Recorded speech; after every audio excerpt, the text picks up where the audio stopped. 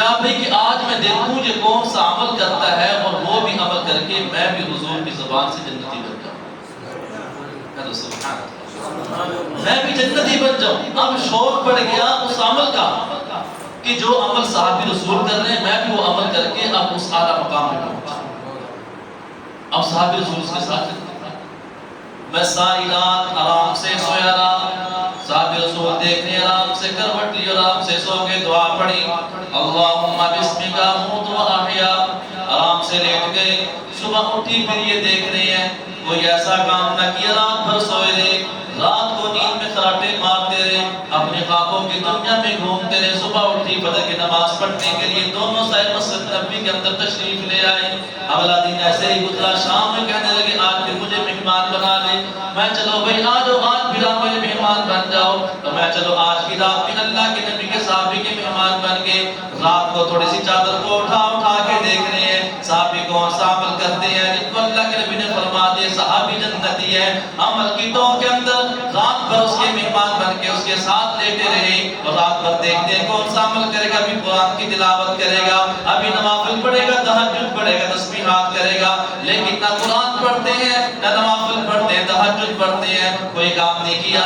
صبح اٹھ کے فجر کی نماز پڑھنے کے لیے مسجد نبوی کے اندر تشریف لے آئے. تیسرا دن ایسے گزرنے لگا. تیسری رات ہو گئی. صحابی رسول پھر کہنے لگے آج پھر مجھے اپنا مہمان بنا لے. میں چلو آج پھر میرے مہمان بن جاؤ. تیسری رات جب آئی اس صاحب کو کہنے لگے صاحب مجھے ایک بات تو بتا دو. فرمایا کون سی بات پوچھنا چاہتے ہو؟ فرمایا یہ بات ہے کہ بھی میں نے اللہ کے نبی سے فرمان سنا یہ فلاں آدمی جنتی ہے, فلاں صاحب جنتی ہے. مجھے وہ عمل معلوم کرنا ہے کون سا عمل کرتے ہو. رات بھر میں آپ کے ساتھ سویا. ایک رات نہیں 3 راتیں میں آپ کے ساتھ سویا. 3 راتیں میں اس عمل کو ٹٹولنے کے لیے ڈھونڈنے کے لیے تلاش کرنے کے لیے آپ کے گھر کے اندر مہمان بنا. مہمان بننے کی لوڑ کوئی نہیں تھی, مہمان بننے کی ضرورت کوئی نہیں تھی, لیکن مہمان اس لیے بناؤں تاکہ مجھے وہ عمل نصیب ہو جائے, میں بھی جنت میں اعلیٰ مقام حاصل کرنے والا بن جاؤں. میں پھر کون سا عمل پوچھتے ہو؟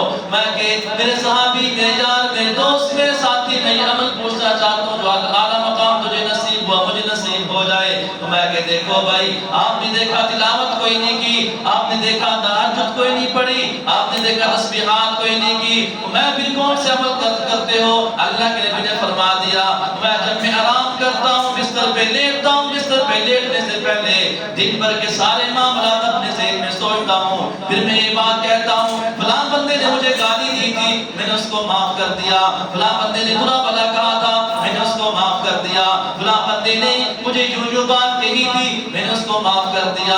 رب کعبہ کی قسم ہے جب سے محمد مصطفیٰ کے ہاتھ میں بیعت کی ہے, جب سے محمد مصطفیٰ کلمہ پڑھا ہے, جب سے محمد کی غلامی میں آ گیا, کوئی ایسی رات خالی نہیں جاتی جب میں سونے سے پہلے سب کو معاف کر کے نہ سوتا ہوں. صحابہ رسول فرمانے لگے بابا جان تو نے مجھے تو نسخہ بتا دیا, معاف کرنے والا اتنا بڑا انعام حاصل کر سکتا ہے. اللہ کے نبی نے فرمایا تھا جو رات کو معاف کر کے سوئے گا وہ میرا صحابی جنتی ہوگا. سبحان اللہ.